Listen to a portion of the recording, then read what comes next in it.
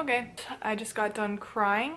I was sitting there thinking, it's all great artists too. Wow, maybe this would make a good video.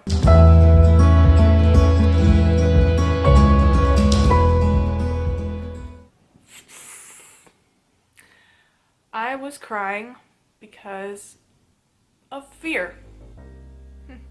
The beautiful, wonderful thing that rules my life, and it shouldn't. But it paralyzes me, cripples me, whatever you want to call it. And sometimes it makes me cry. Actually, quite frequently it makes me cry. I am afraid to go back to school. This is winter break from college. This is my sophomore year of college. I am halfway done with my sophomore year of college, and I'm afraid to go back to school. Mostly because my major is, I love my major, I'm not gonna change it, but I am learning classical music. And this coming semester is going to be the scariest one yet. And it's really hard because it's not my preferred style of music. I want to be like a pop singer. I want to write like pop songs. And I'm being graded on how well I can sing an aria or an art song. Or how well I can, you know, play scales or understand chord progressions. It's just scary. And I felt like I haven't even had a break.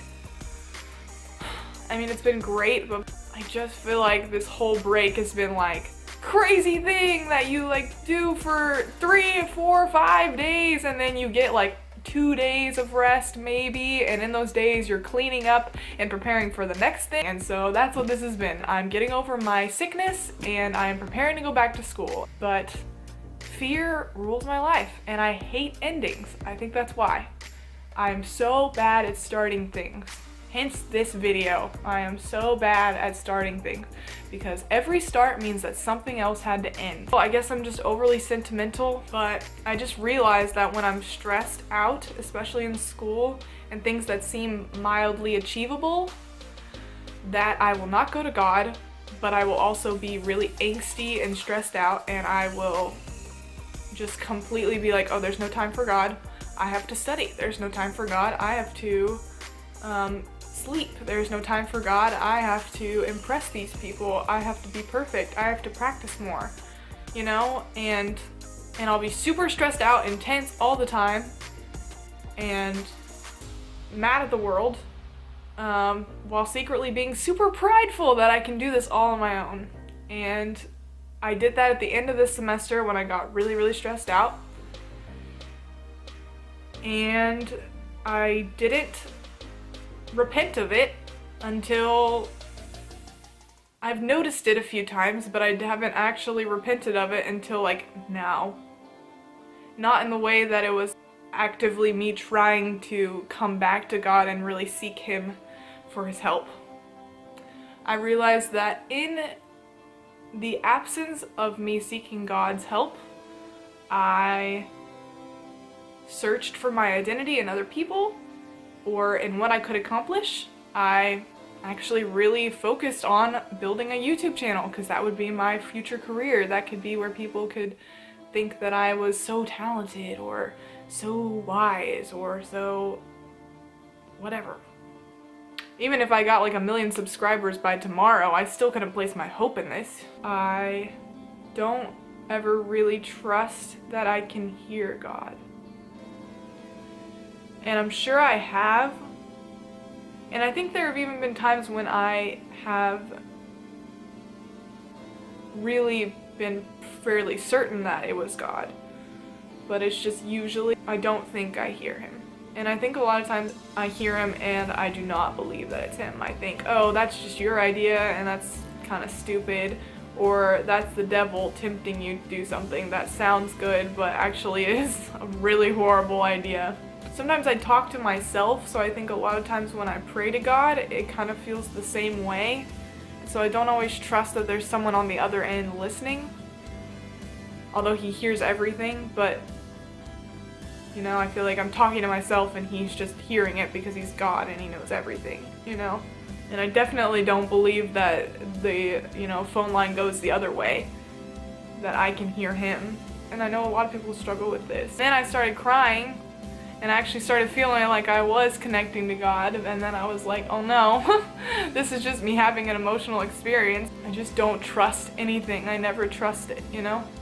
And that's probably why I'm so fearful, is because I never ever trust that it's gonna be okay, or that I know the right answer, or that I'm going the right direction.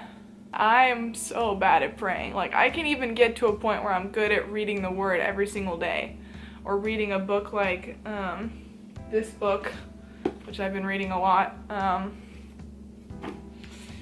by Lisa Turkhurst.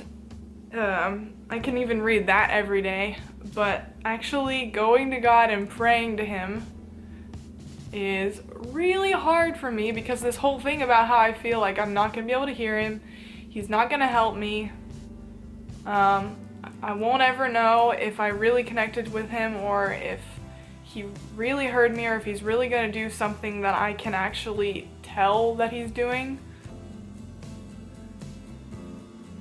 So this is the Bible app in NASB version. And this is a devotional about loneliness, which I guess isn't really relevant to this video, but oh well. Let's see.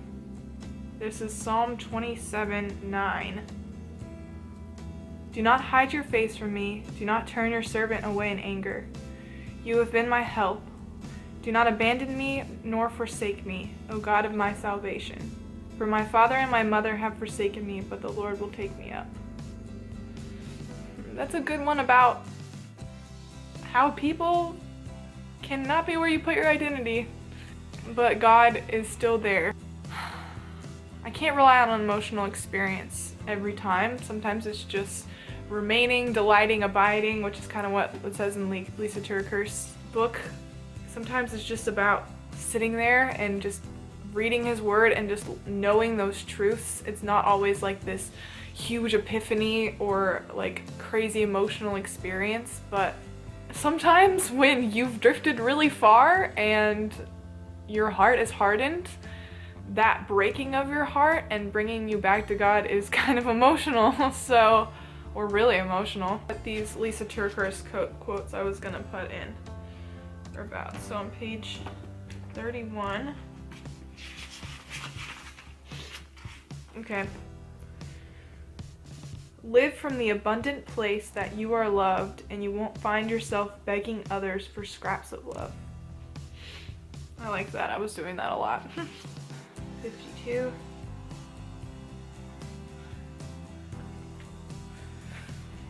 The more fully we invite God in, the less we will feel uninvited by others. I guess it's like, I think it's just more the same thing. If you feel full by God's love, then you won't be waiting for other people to notice you and to love you and to give you, like, to fill your needs.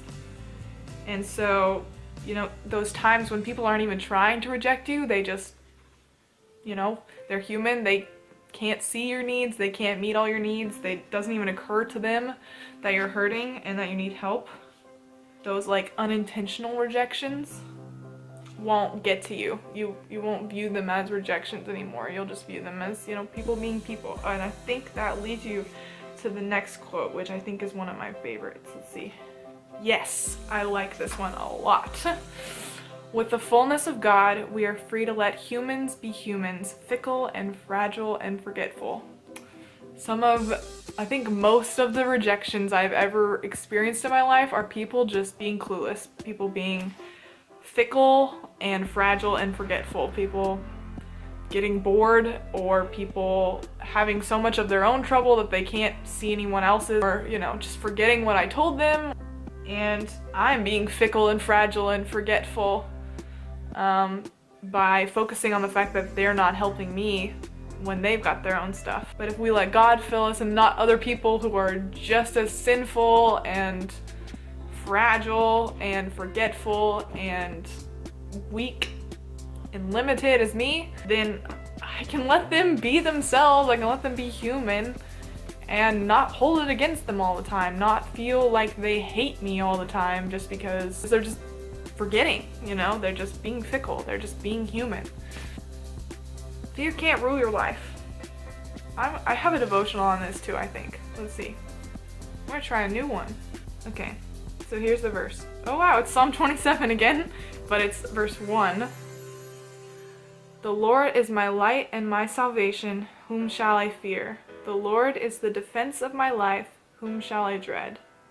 Fear can't rule our lives because it's not up to us to accomplish anything, and success can't be defined by humans. Success is defined by God, and God is the one who's going to equip us to, you know, follow the exact journey that He wants us to be on. Also, the other thing about not hearing God, I'm just gonna take a wild guess and say that seeking Him every day and reading His Word and actually trying to pray and hear Him is probably the best way to start that. And a lot of it is based on faith. In fact, most of it is based on faith. You may never really know scientifically for certain if what you heard was God, because it's not audible. But it's faith. I remain confident of this, verse 13. I will see the goodness of the Lord in the land of the living. Wait for the Lord, be strong and take heart, and wait for the Lord. I said it twice, that's pretty cool. Okay, bye.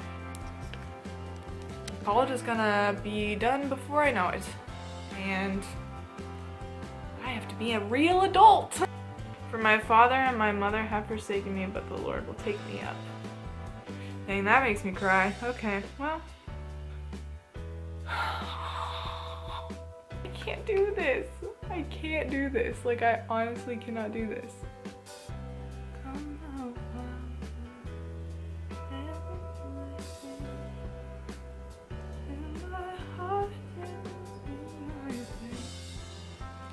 I can't do this. I can't do this.